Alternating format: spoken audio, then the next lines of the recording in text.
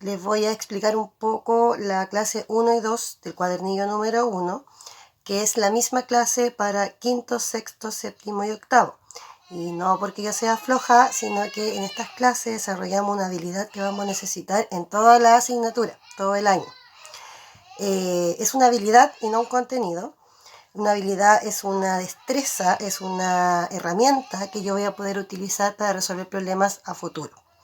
En historia son 3 las habilidades más importantes. La primera es ubicarse en el espacio y en el tiempo, que es lo que hacemos cuando trabajamos con líneas de tiempo, cronología, mapas, etc. La otra, que es la que estamos trabajando ahora, es el análisis de fuente, que como el historiador no puede traer el pasado al presente para interrogarlo, lo hace a través de la fuente, o sea, de toda la información que el ser humano fue dejando. Entonces el análisis de fuente es una habilidad primordial para la asignatura. Y tercero, el pensamiento crítico, o sea que con la ubicación espacial y el análisis de fuente, el estudiante sea capaz de pensar por sí mismo. Generar un pensamiento crítico que no sea solo una opinión, sino que sea una opinión fundada en conocimiento. Y esta habilidad la usamos en toda la asignatura, todo el año, por eso siempre la recuerdo en las primeras clases.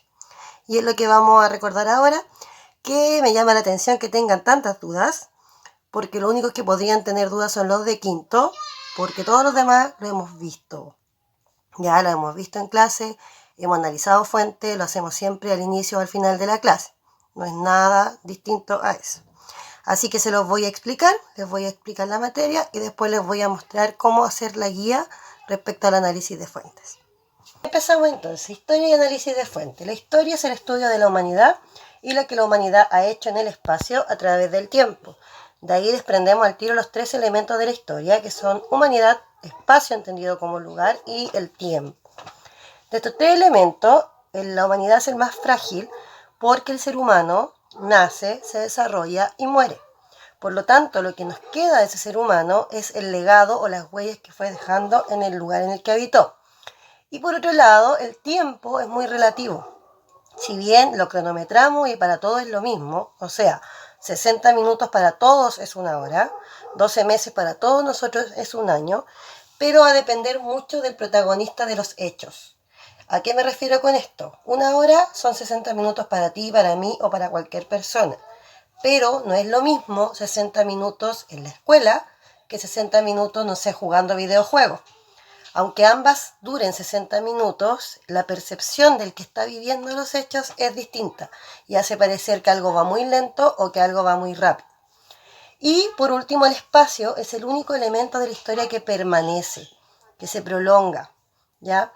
El espacio entendido como lugar. En este caso el planeta Tierra, los distintos espacios que habitaron la civilización, etc. El ser humano, en su vivir en este espacio, en este lugar, va dejando huellas. ¿Qué son las huellas? Las huellas son todo este legado que va dejando el ser humano, que lo va dejando en el lugar que habita a lo largo del tiempo. Una huella es algo que nos habla del pasado, de un ser humano que vivió en un lugar específico.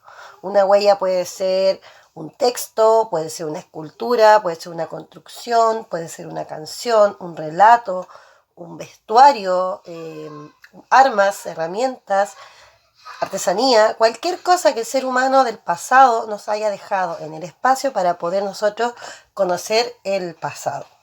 Y a esas huellas en historia le llamamos las fuentes históricas, que son las fuentes de información a las cuales el historiador les puede preguntar, entre comillas, o interrogar para conocer la historia del pasado. Las fuentes históricas nos permiten responder algunas preguntas, dependiendo a qué se asocie. Si la fuente histórica tiene que ver con el tiempo, con la humanidad o el lugar, nosotros a la humanidad siempre le vamos a preguntar qué pasó, a quién le pasó o cómo le pasó. Al tiempo le vamos a preguntar cuándo pasó. Y al espacio, ¿dónde pasó? ¿Dónde pasó qué? El hecho histórico. Y un hecho histórico es cualquier evento de la historia en el cual estén estos 3 elementos. Algo que le pasó a alguna humanidad en algún espacio, en algún tiempo. ¿Ya? Y las fuentes históricas se tienen que analizar, pero para poder analizarlas primero tengo que saber clasificarlas. Y eso es lo que les voy a explicar ahora con el cuadernillo. Voy a acceder al cuadernillo a través del blog, porque así aprovecho también de mostrarles cómo ocuparlo.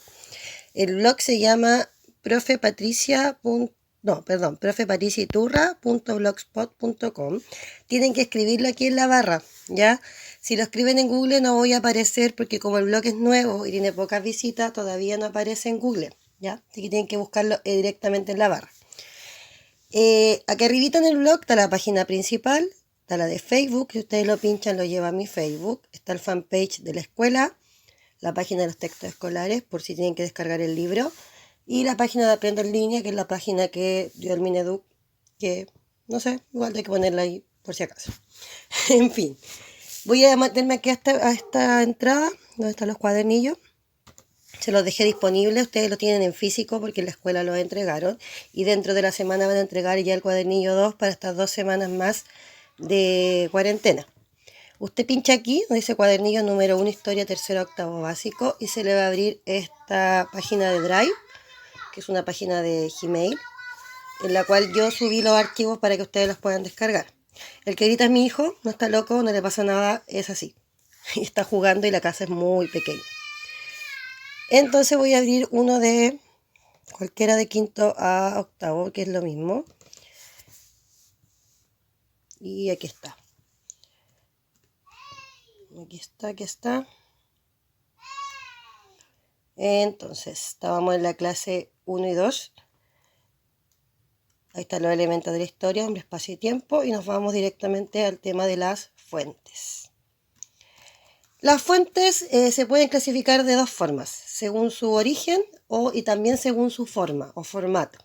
Según su origen, las fuentes son de dos tipos, o primaria o secundaria. No hay más opciones, ¿ya?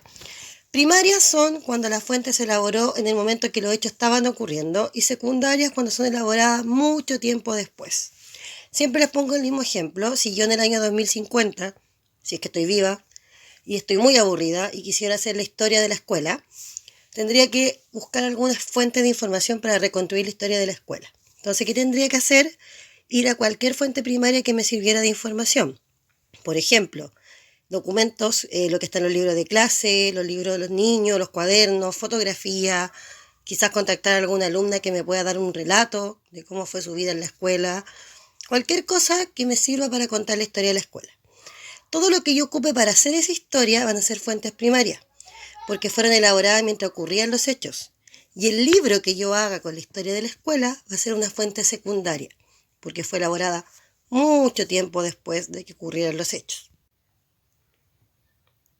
Ahora, según su formato, las fuentes las podemos clasificar ya en 4 opciones más. El formato tiene que ver con la forma en que se nos presenta esta fuente a nosotros, que puede ser fuentes gráficas, fuentes materiales, fuentes escritas o fuentes orales. Las gráficas son todas las que tengan que ver con dibujos, con imágenes, mapas, pinturas, fotografías, dibujos, un video incluso. Las materiales tienen que ver con objetos, herramientas, armas, construcciones, esculturas, cosas que son objetos. Y las escritas, como dice la palabra, son todas las que tengan textos, símbolos, números o letras. Y las orales tienen que ver con los audios, con los relatos, con los discursos, con lo que se transmite a través de la palabra. De este modo, las fuentes las podemos clasificar entonces de dos formas, según su origen y según su formato. Y eso es lo que había que hacer en la tarea tan difícil que dejó la tía Patti. Voy a explicar un modo de ejemplo. Miren, acá dice fuente 1 y la fuente 1 sería esta. Por lo tanto, yo contesto en la ficha que está abajo o que está al lado. Estas fuentes son de todos los cursos, de distintos cursos, los saqué de los distintos libros de los mismos estudiantes. Y trampa, porque para los de sexto octavo ya hicimos esta guía. Así que ahí, más ojo. Y bueno, continuamos así con todas las fichas. Ojo, por ejemplo, cuando aparezca una escultura o una construcción. Recuerden que lo que estamos analizando no es la imagen de, sino que la construcción o el objeto en sí. En este caso estamos analizando esta escultura, ya no la imagen de la escultura. Por lo tanto, estamos analizando una fuente material, que es lo que más le confunde a los chiquillos. ¿Qué es lo importante de la ficha? Primero que la hagan ustedes, pues chiquillos, si tienen que hacerlo ustedes para yo poder ver si entendieron la idea de clasificar. Los datos que no podemos inventar son los de autor, fecha y lugar. No los podemos inventar, si no aparecen en la fuente, no están. El tipo de fuente y el formato de fuente tiene que ver con la capacidad de ustedes de clasificarlas. Y el análisis y la explicación tiene que ver con el pensamiento crítico. O sea, en el análisis yo escribo lo que observo. Incluso entre paréntesis yo le coloqué acá chiquitito lo que podían colocar. Lo que observo. Y en la explicación lo que entendí o por qué creo que la persona que hizo esto lo hizo. Y eso sería la clase de 1 y 2, porque después las clases 3 y 4 de cada curso parten con la unidad nueva. Por ello, dentro de la semana voy a estar subiendo videos para cada curso, explicando las clases 3 y 4 y las clases que van a venir en el nuevo cuadernillo. Va a ser importante que estén atentos, que se conecten, que me sigan, que me den un super like. Que me sigan para que puedan ir viendo las explicaciones. Les recomiendo ver primero las explicaciones y después hacer el trabajo, que va a ser una forma más fácil de entender. Es como si estuviéramos haciendo la clase y después trabajáramos, que es lo que solemos hacer en clase. Así que chiquillos, atentos a los videos, atentos a las explicaciones y la idea es que esto nos sirva a todos. Así que cariños y nos vemos en un próximo video.